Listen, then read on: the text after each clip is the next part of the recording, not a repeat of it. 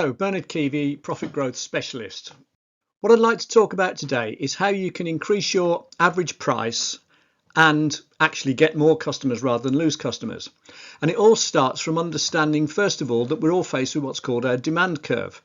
And the way this works is that if you plot your price against how much you'd expect to sell, the higher the price you charge, with everything else being equal, the less you'd expect to sell because fewer people can afford it and are willing to pay the price. And as you lower your price, you'd expect to sell more.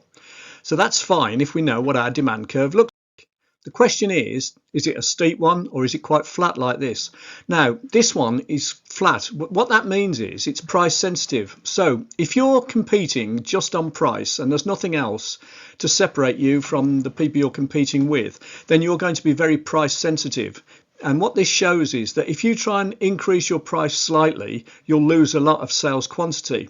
Now, equally, if you were to reduce your price slightly, then the logic would suggest you'd gain a lot of sales quantity. But the problem is that because you're all competing on price, you're all competing on low margins, which means you can't really afford to lower your price. Or even if you did, all that will happen is all your competitors will lower theirs because you're all competing on price. So you just trigger off a price war.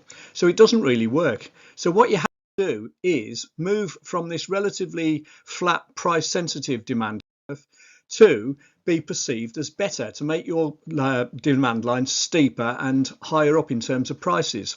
And what's happening now is two things. One, you can charge higher prices for any level of quantity sold, so that's good.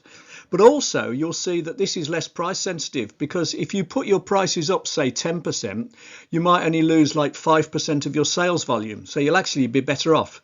Whereas previously, if you put your prices up 10%, you might have lost, say, 20% volume and you'd be worse off. So the first thing you need to do is to stand out.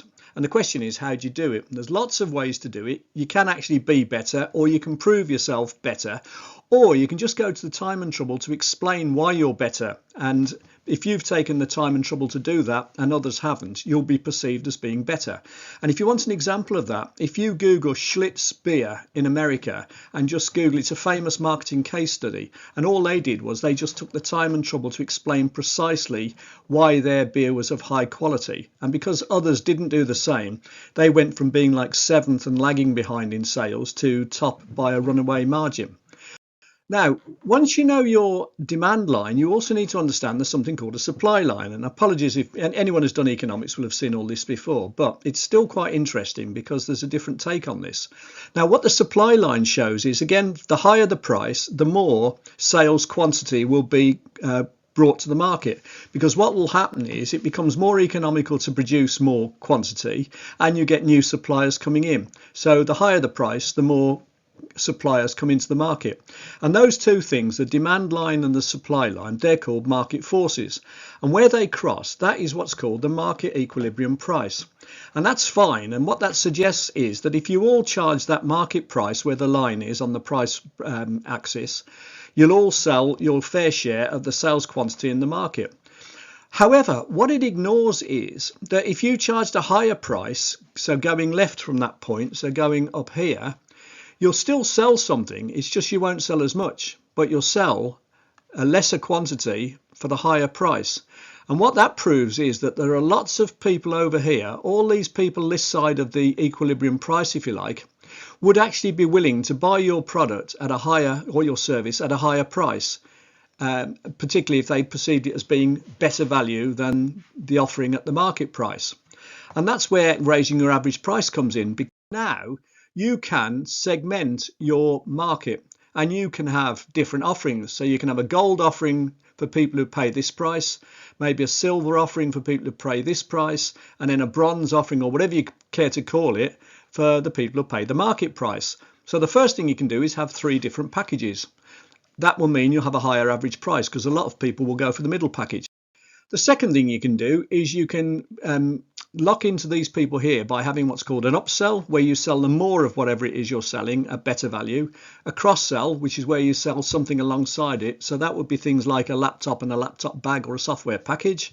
And you can also bundle in extra value. So for instance, if you take a restaurant, rather than having a 10% discount off the price of a meal, which means you're competing on price, why not say a free bottle of wine worth £20 or free dessert worth £10? Now, obviously, it doesn't cost you £20 or £10 to provide that. It'll actually cost you less than the 10% discount, and it's much more likely to attract custom because you present yourself as offering better value. And also, because people here, this many people here would pay this price, there are people over here who would buy from you, but only at a lower price. So that's why you need a downsell. Because once you have a downsell, they're existing customers now, and you can nurture them up to become people up here. So you need a downsell, and that also will increase your average revenue because it will bring more customers in who you can nurture up the scale. And it's also cheaper to bring those customers in. It's cheaper to sell, sorry, to those customers once they're in. And the way you nurture them is what's called a drip campaign, which is now you've got the permission to communicate with them regularly and communicate extra value to them and ideas and suggestions, which makes them become more likely to move up the line and buy your silver or gold offerings or your upsells or cross sells. So you can see that there are lots of ways there that you can increase your average price, your average revenue, without necessarily just putting up your headline prices and without losing customers. Now, if you wanted to know how this could work for you, go to bernardkeevy.com. There's a free sales accelerator roadmap. So what we do is we go through a detailed analysis of your business and we find all the ways which we can find extra revenue for you. And frequently you'll find you could find an extra 50,000 or more in revenue. You could find an extra 20, 30, 50% extra in terms of sales revenue or volume. Works for virtually any business. So if you're interested, have a look at that. It won't cost you anything because, I mean, from my point of view, the more of these I do, the more likely it is that somewhere along the line, someone will work with me. So it's worth it from my viewpoint. But it's worth it from yours because you get a free session, and I guarantee there genuinely won't be a hard sell at the end of it. So hope you found that interesting. Go to bernardkeevy.com and sign up for the free Sales Accelerator Roadmap. Thanks very much for watching.